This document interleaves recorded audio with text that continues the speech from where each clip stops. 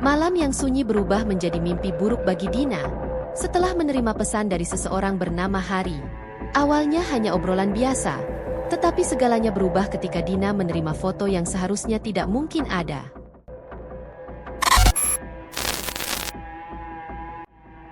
Setelah kecelakaan yang membuat kaki kirinya patah, Dina harus menjalani masa pemulihan yang membosankan.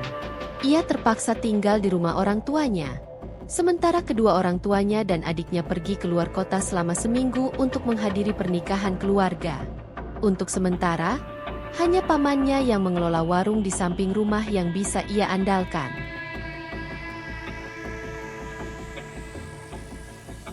Hari-hari Dina terasa begitu sepi.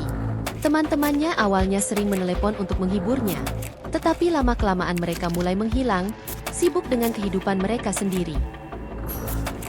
Malam menjadi waktu yang paling menyiksa, ketika kesunyian semakin pekat dan tidak ada seorang pun yang bisa diajak bicara. Suatu malam, suara notifikasi dari ponselnya terdengar begitu nyaring di ruangan yang sunyi. Dina berharap itu pesan dari teman-temannya, tetapi saat melihat layar, yang muncul hanyalah satu kata dari nomor tak dikenal berisi tulisan halo. Ia mengabaikannya, berpikir itu hanya pesan iseng. Namun, beberapa saat kemudian, ponselnya kembali berbunyi. Pesan baru muncul. Cuma mau menyapa. Aku lihat nomor HP kamu di sebuah gantungan lucu. Dina terdiam, pikirannya langsung melayang ke gantungan tas berbentuk boneka koala yang dulu selalu menemaninya. Ia ingat pernah menuliskan nomor ponselnya di secari kertas kecil dan memasukkannya ke dalam gantungan itu. Namun, gantungan tersebut hilang saat kecelakaan terjadi. Rasa penasaran mendorongnya untuk membalas pesan itu, menanyakan dari mana orang tersebut menemukan gantungan itu. Jawabannya membuat bulu kuduknya berdiri. Orang itu mengaku menemukannya begitu saja, tanpa tahu bagaimana bisa berada di dekatnya. Ia bahkan mengatakan bahwa gantungan itu sudah rusak parah.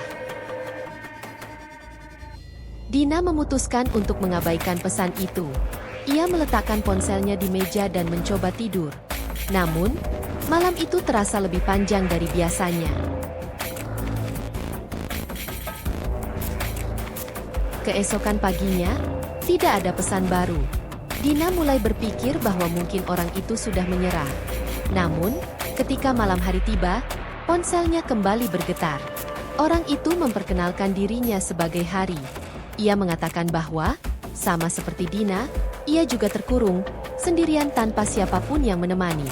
Ketika Dina bertanya di mana dia berada, jawabannya membuat jantungnya berdegup lebih cepat, di tempat yang sangat sempit. Dina berusaha untuk tidak memikirkan hal yang aneh. Dia mencoba untuk mencairkan suasana dengan mengajukan sebuah pertanyaan bercanda. Apakah maksudmu di peti mati? Tulis Dina dalam pesan, diikuti dengan sebuah emoji ketawa. Tanpa diduga, pesan tersebut justru dijawab dengan sebuah kata singkat, iya. Membuat Dina terkejut dan segera menarik selimut menutupi seluruh tubuhnya, mengabaikan beberapa pesan lain yang masuk kemudian. Pagi harinya, Dina memeriksa pesan yang dia dapat semalam. Dalam pesan tersebut, Hari menanyakan apakah Dina terkejut. Kemudian pada pesan terakhir, Hari meminta maaf jika membuat Dina takut.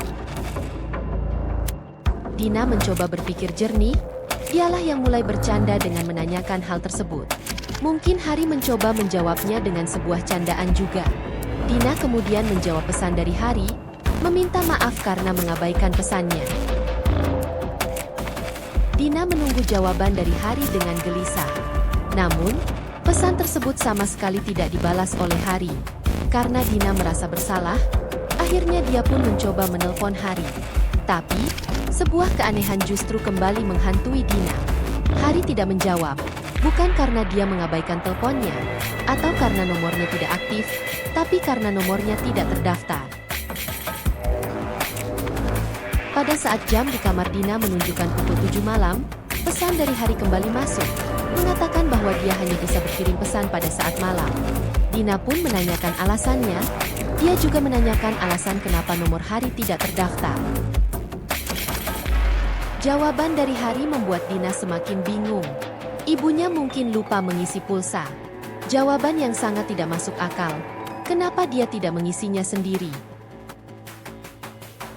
Dina mulai merasa ada yang tidak beres.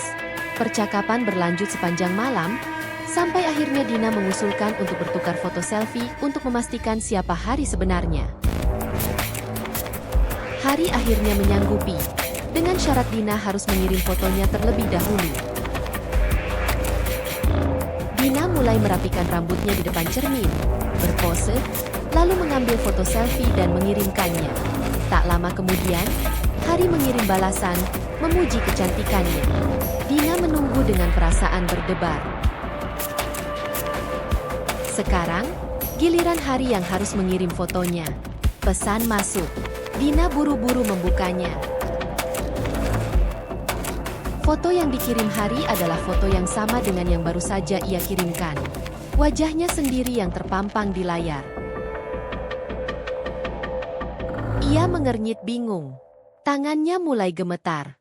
Ia menekan layar ponselnya, memastikan bahwa tidak terjadi kesalahan. Namun, yang ia lihat tetaplah foto dirinya sendiri. Rasa takut mulai merayap perlahan. Ia mengetik pesan protes, mengatakan bahwa Hari tidak mengirimkan fotonya sendiri. Namun, balasan yang masuk membuat dadanya sesak. Lihat lagi, di situ ada fotoku bersamamu. Dina menelan ludah. Dengan jantung berdebar, ia kembali membuka foto tersebut. Awalnya, ia hanya melihat dirinya sendiri. Tetapi saat memperhatikan lebih seksama, ada sesuatu yang berbeda.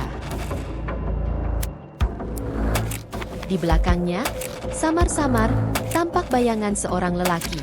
Wajahnya buram, tetapi ia terlihat tersenyum. Dina menjerit, langsung mematikan ponselnya kemudian melemparkannya ke tembok. Suara benturan menggema di dalam kamar. Tetapi kemudian, sesuatu yang lebih mengerikan terjadi. Nada dering ponselnya kembali berbunyi. Dina membeku. Ia yakin sudah mematikannya. Namun, suara itu tetap terdengar. Dengan tangan gemetar, ia mengambil ponselnya dari lantai.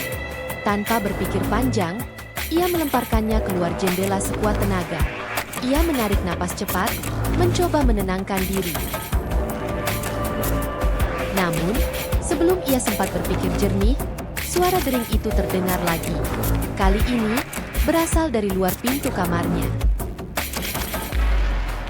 Dina merasakan tubuhnya kaku. Ia ingin berteriak, tetapi suaranya tercekat di tenggorokan. Tangannya gemetar saat ia menarik selimut dan menyembunyikan dirinya di dalamnya. Suara dering itu terus berlanjut, nyaring, menusuk telinga. Lalu, tiba-tiba, hening. Dina tidak berani bergerak. Ia hanya bisa mendengar suara napasnya sendiri yang tersengal ketakutan.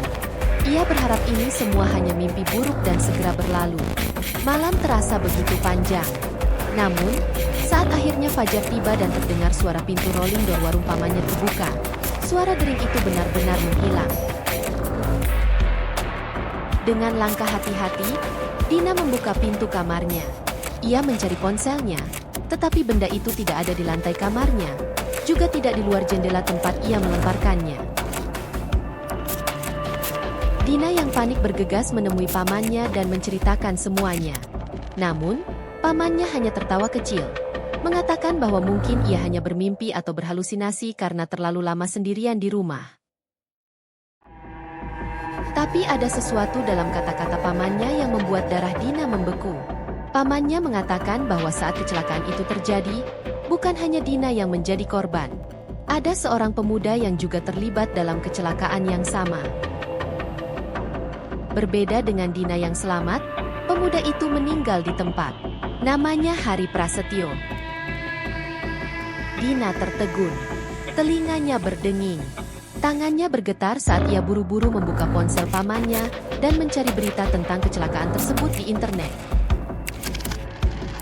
Saat menemukan artikelnya, tubuhnya langsung lunglai.